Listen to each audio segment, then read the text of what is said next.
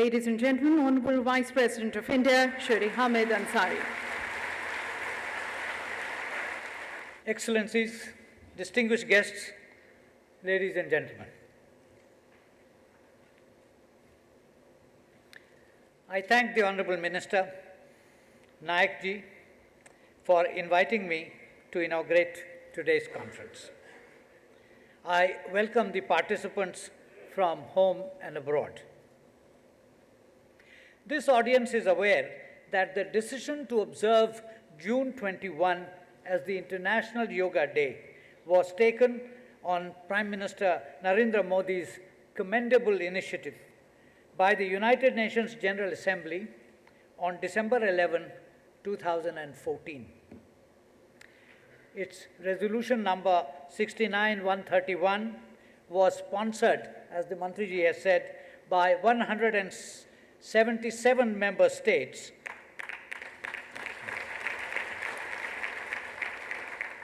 and was adopted without a vote.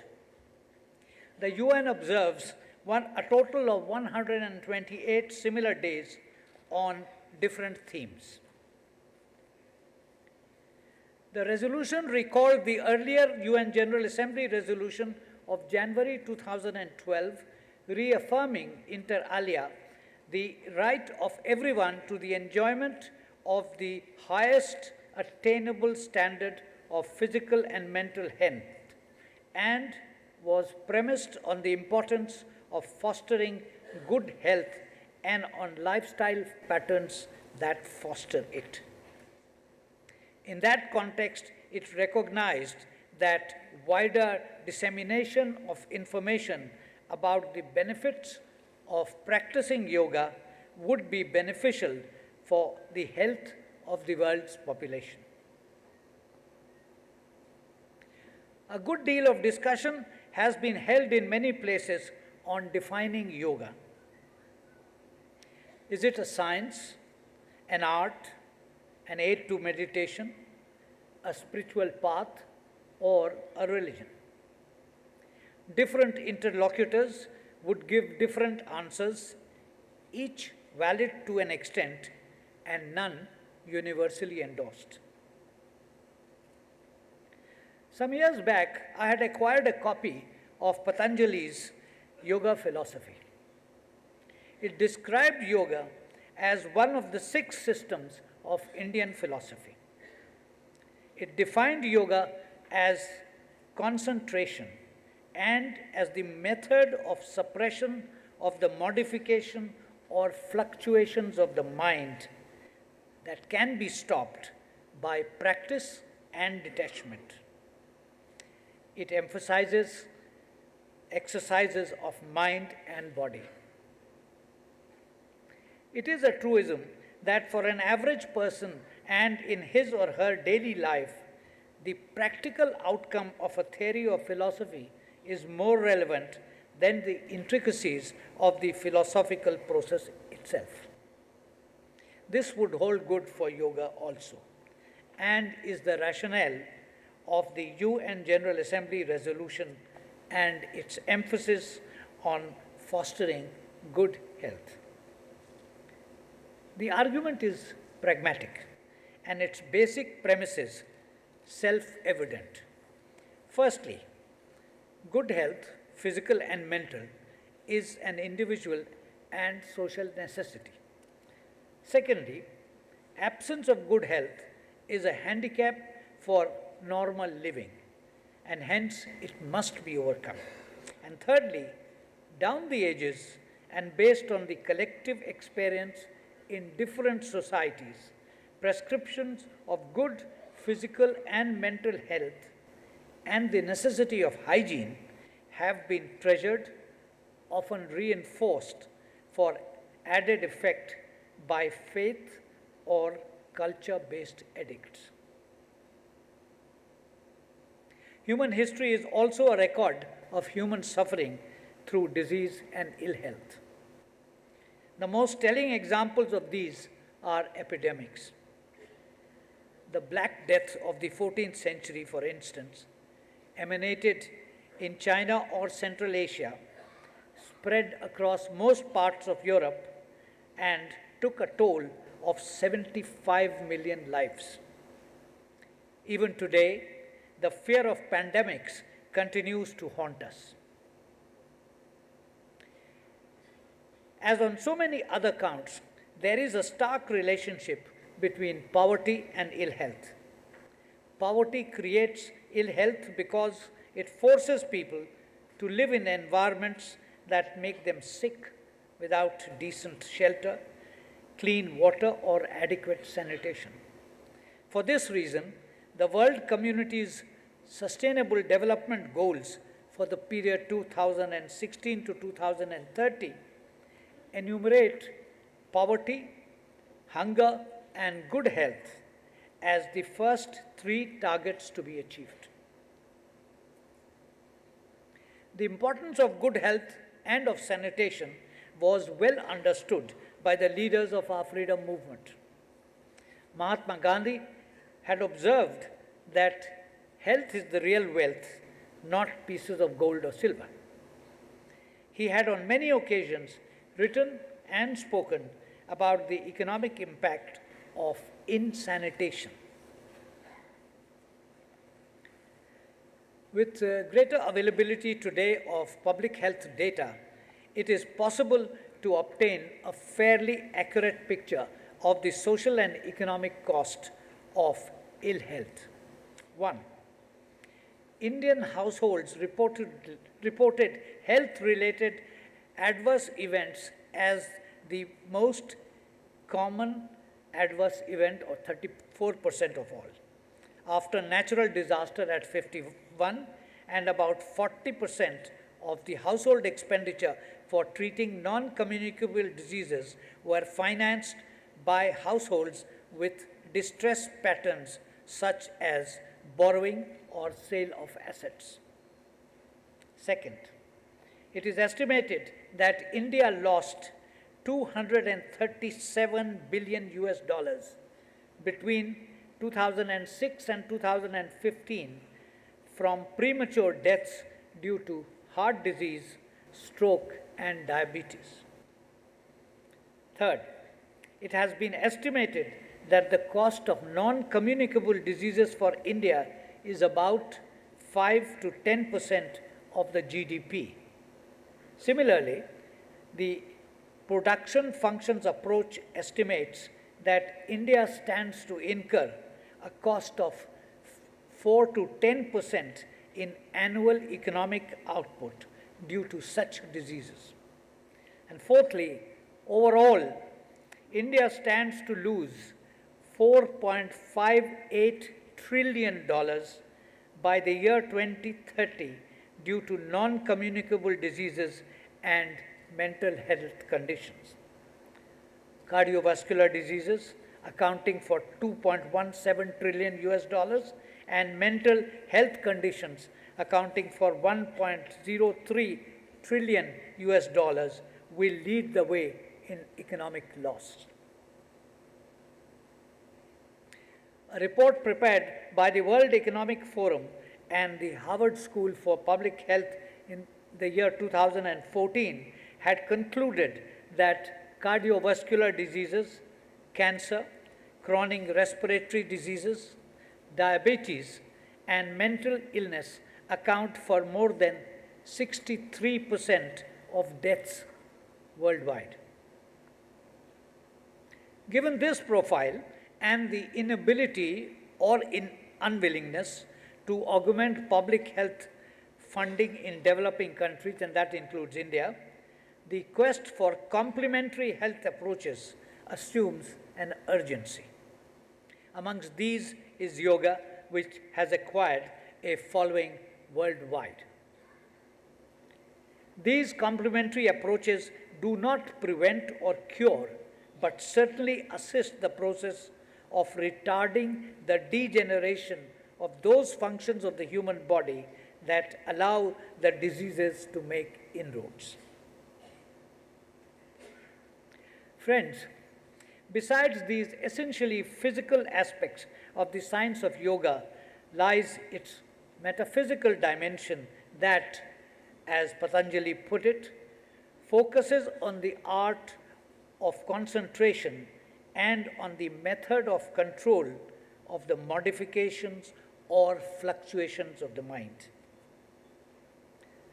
This is termed detachment, in contrast to attachment, and is to be attained by practice. Hence, the physical comes to the aid of the mental by inducing in the mind of the practitioner the requisite level of concentration, eventually, reportedly leading to the attainment of samadhi. It is an interesting and fascinating aspect of the human spiritual experience that all systems of faith or belief have within them the practice of meditation. The Indian experience is a particularly good instance of this, given the rich interaction that took place over centuries in the areas of belief, consciousness, and practice. Thus, we find yoga and meditation in Jain and Buddhist practices. Similarly, great importance is attached to meditation in Christianity, Islam, and Sikhism. The convergence or parallelisms are striking, even if rituals or modalities of enunciation may vary. They all depend on sounds or expressions that evoke appropriate responses from the practitioner based on his or her spiritual background. Nor is the practice confined to our part of the world only, or is only of ancient vintage.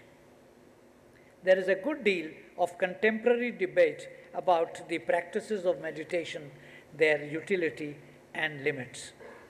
This, however, is not the occasion to dilate on it. Let me conclude by going back to the practical aspect of yoga. It is a science, not a dogma. It helps improve the levels of fitness and the overall health profile. Most practitioners testify to its usefulness. As for the more interesting philosophical aspects, perhaps some of the participants in this conference would shed light on it in their interventions. I wish the conference success in its work. Jai Hind.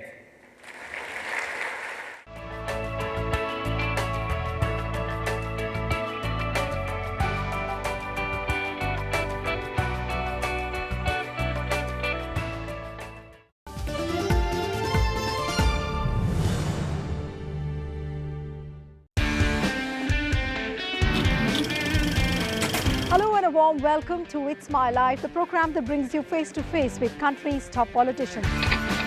You know, I've been flying for a very long time. It's a passion of mine. अगर मैं बोलूं मिठाई, कराची हलवा, comedian, जाने walker.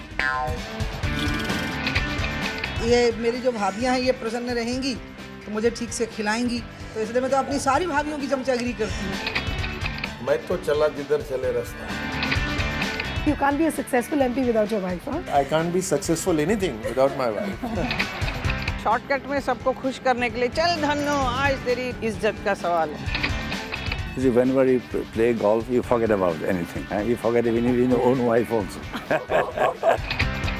Most handsome MP in Parliament. Manoj Tiwari. Watch It's My Life at Peace Times, only on Rajya Sabha television.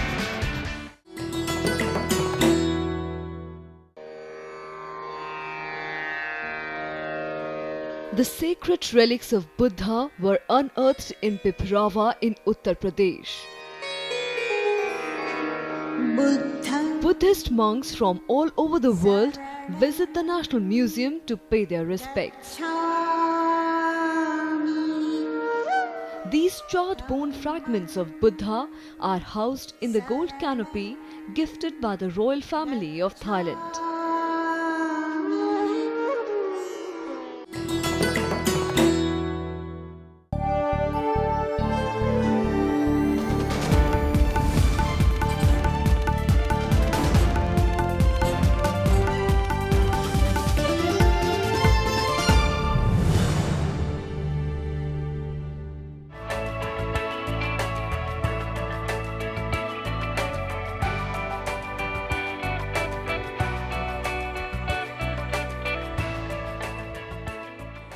His Excellency V.K. Singh, Minister of State for External Affairs,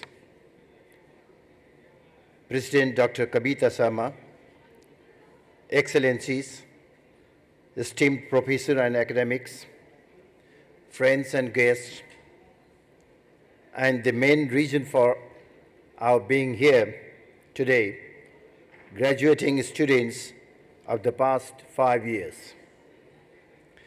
Congratulations on your graduation and on being part of the first convocation of the South Asian University.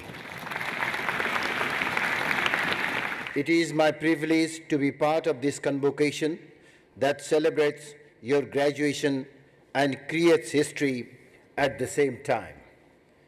You are already history makers, being part of the first convocation ceremony of an institution that stands for what is best about our region.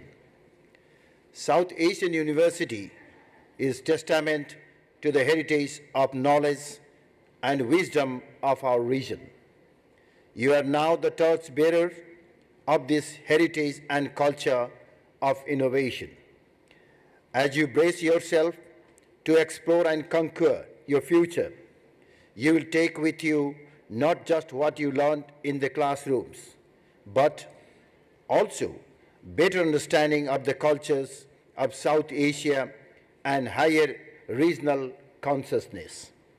South Asia has always been the cradle of old civilization, and this university possesses the responsibility to carry that forward. South Asia is responsible for the genesis of art, the conception of science. This is the reason that refined agriculture, architecture, astronomy, meteorology, etc. Our region is shrouded with glory in the field of knowledge and wisdom with past teachers like Chanakya, Shankaracharya, Valmiki, Ved Vyas. Gautam Buddha was born and enlightened in this region, and now his preaching and principles have become the ideal of life for millions throughout the world. The pursuit of peace is a global pursuit transcending borders and boundaries. South Asian University is also testament to the shared aspirations and collective prosperity of the whole region. It is a demonstration of our willingness and ability to work together across borders to achieve greatness.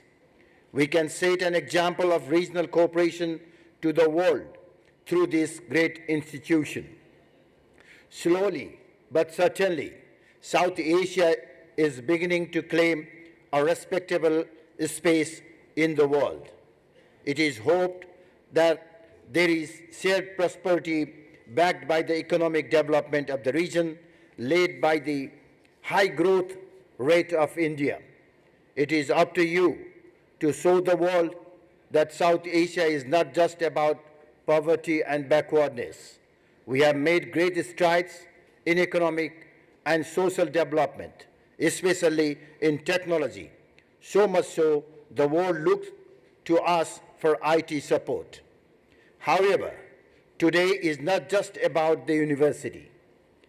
While I must congratulate the university and wish for a flourishing future, today is about you, the class of graduating students of the past 5 years. This day is about you, your accomplishments and your celebrations. This day is about the families and friends who are here to share in this celebration. At the same time, it is important that you know you are the future of South Asia. You carry with you the responsibility to build on the heritage of the region, apply in your future what you learned in your classrooms and with friends from around the region. It is normally expected that you will be told today is the start of a new chapter in your life, or that there are challenges in the real world, or that you have the responsibility of the world on you. While some of it might be true, I would rather tell you how you might tackle the real world. I can only tell you what I have used over the years.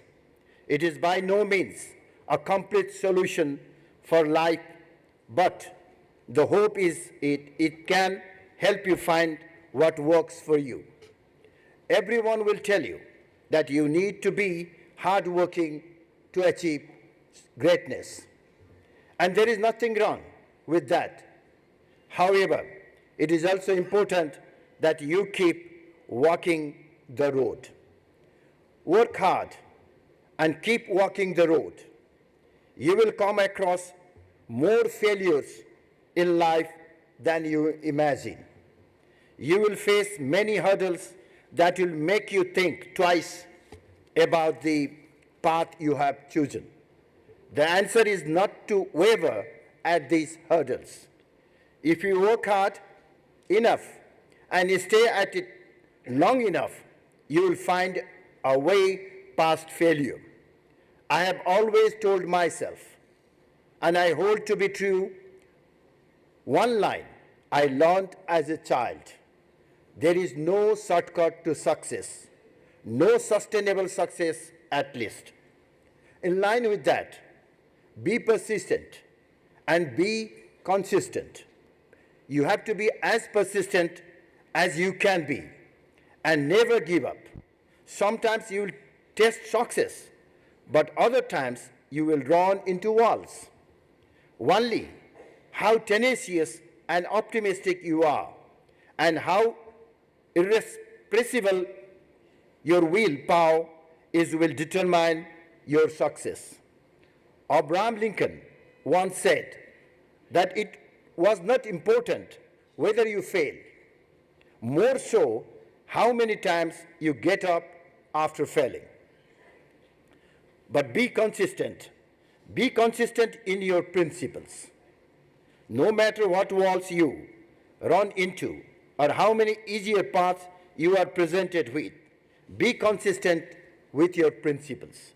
In the end, that is what will determine your success, not just to yourself, but in the eyes of your peers and in the eyes of those judging you years later. Next, do not let others define who you are. First thing you should do is to forget and ignore how others define you and have defined you so far. You have to draw your own definition of you.